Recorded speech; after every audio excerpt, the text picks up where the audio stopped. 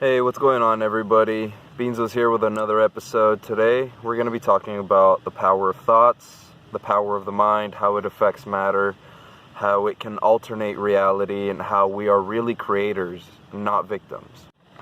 Now, a lot of this video is going to be coming mainly from this book that I bought, probably like a few months back. It's called The Kybalion. It's Hermetic philosophy. I don't know if you guys are familiar with Hermes, but he's pretty awesome. Supposedly, they say that he's the reincarnation of Thoth. So yeah, I thought that was really interesting. This book helped me understand a lot about the universe and the way it works. So the first thing we're going to talk about is the law of mentalism. The law of mentalism tells us that all is mind. The universe is mental. Basically, what most people call God is referred to in Hermetic philosophy as the all, because the all is spirit, which is unknowable and undefinable. So for this video, let's just think of God as the universal, infinite, living mind.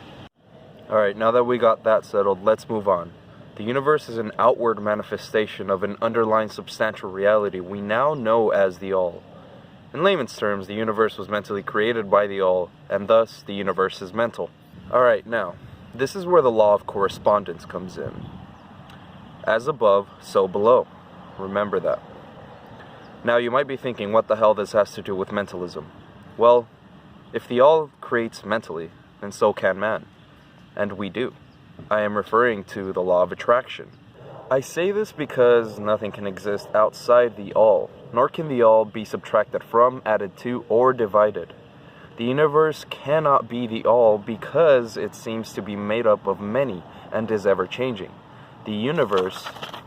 Sorry, reading from my notes here. If I don't get lost.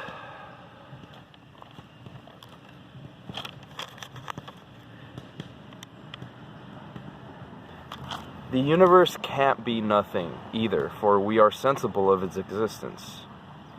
So, what do I mean by all that? Basically, I'm saying that God cannot be the universe because, like I said, God cannot be subtracted from, divided by, or added to.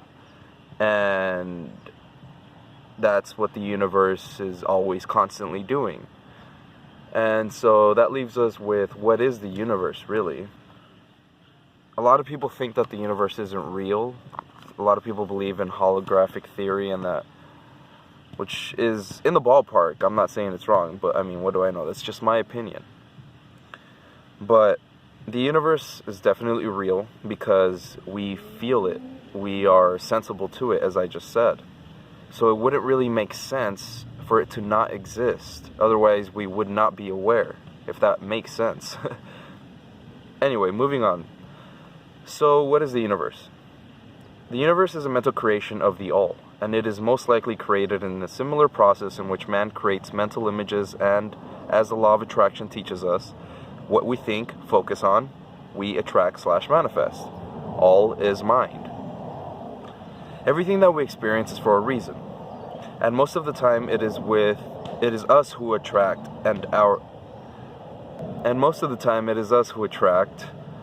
our experiences, whether good or bad.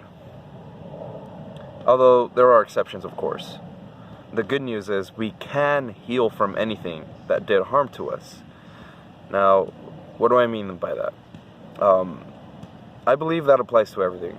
You have every right to disagree, but I believe that obviously we're not in control of everything. We can't control what happens to us that is beyond our control. Obviously that much is known and accepted. But what we can control is how we go about it after. I know it's fucking hard. Depending on the situation, it can be really, really, really, really fucking hard, but it's possible. And simply because it's possible to do so means that you should at least try to. And do everything you can to not be victimized by whatever it is that happened to you. Instead, use it as a tool to grow from that. We are responsible for what we do with the experiences we have, and especially responsible for our own healing. We create our own individual reality, and we also co-create our collective reality. So the collective reality is what really complicates things, because not everybody's on the same page, and when no one is on the same page, or most people can't even agree on the most basic of things, well, then it's total chaos, as you can clearly see in the world today. And so that's the result of a collective conscious that's out of whack, that is not aware that it is a part of the whole, and therefore you have people isolating themselves from the whole, and they have a mentality of, just because they got screwed over, now they have to screw others over, or just because nobody helped them, they're not going to help anybody. But where does that get us in the world? If everybody was like that, what the fuck world would we live in today? I'm sorry for my language, but really, like, think about it. If everybody was like that, how much more worse would this world be today? Just think about that, and then think about all the people that did you dirty. They got done dirty, and the person that did them dirty got done dirty. You see how that fucking karmic cycle just keeps on going and going and going until somebody balls up and says, all right, enough. This is where I stop the karma. This is where I step up and become the bigger man and not repeat these same toxic behavioral patterns. And let me just make this clear. I am not protecting anybody that did anything bad to anybody. That's not what I'm saying by it's up to you. You're not in control of what happens to you, but you are in control of how you go about it afterwards. I'm not slandering those that went through anything fucked up. I am just trying to empower them to elevate their mental out of that situation so that they don't stay trapped in that situation for the rest of their lives and stay victims for the rest of their lives. I mean, I've been through some really fucked up shit, but if I stayed in that moment, in those moments, I would never be where I am today. Who knows where I'd be today? But I decided to grow and step out of that. And now I'm a much better person because of it.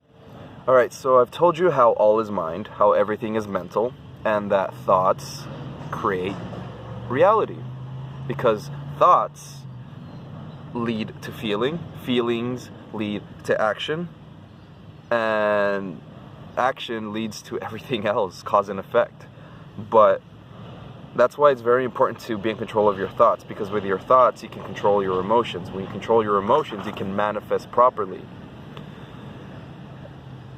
But I haven't really talked too much about manifesting, so I'm just going to go ahead and get into that now. So for those of you that have never heard of cymatics, cymatics is the study of sound frequencies and how it shapes matter, I guess. There are some really cool videos on the internet that you can check out of people doing experiments with sand and sound waves or certain frequencies that they tune the sound to. And you're literally able to see the shape of sound. It's really awesome. I mean, they're very geometric, and I believe that's where all the sacred geometry comes from all the ancient symbolisms. But that, yes, sound does shape matter. Everything is made of matter. Matter is 99.99999999999 empty space. Okay, so by that definition, we should be able to walk through walls, right? But why can't we? It's because it's a collision of forces, not a collision of particles. Invisible forces that we can't really see. And then when you start to really look into this, you can tell that matter is actually quite selective in its properties and how it affects other matter. So who programmed that? If it's all made out of the same thing, how does each atom know what to do?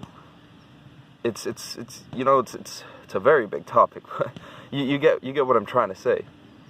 Nothing is really here. Everything is merely just perception. You change your perception and you change your world, you change your life. You start to become an alchemist. When you know how to properly manifest, you can mentally transmute. Mental transmutation is quite an art, but I could make a video about that later on. Another thing I wanted to talk about is the water experiment by Dr. Masaru Emoto. Dr. Masaru Emoto did a very cool experiment where he took samples of water and then he labeled them with different messages. On one of them, I believe he put loving messages such as like, I love you, you're beautiful, things like that. On the other one, he put negative messages like, I hate you, die, things like that. What ended up happening to the water after he checked on it over time. So I'm sorry if you hear the music in the background. Some guys just decided to start sparring out of nowhere in the park and started to bump their speaker to the loudest possible volume. But anyway, let's continue. What happened to the water was that on the samples that he wrote positive loving messages, the water actually crystallized into very, very beautiful geometric crystals. The water that he wrote negative messages on actually crystallized into some very ugly, deformed shapes that didn't really hold any form. And there, it just goes to show right there the power of words, the power of intentions, the power of thoughts, and how it affects matter. I highly recommend you guys check out that experiment. It's really cool. Now, one last thing I want to leave you guys with is never let yourselves become victimized by your dark side.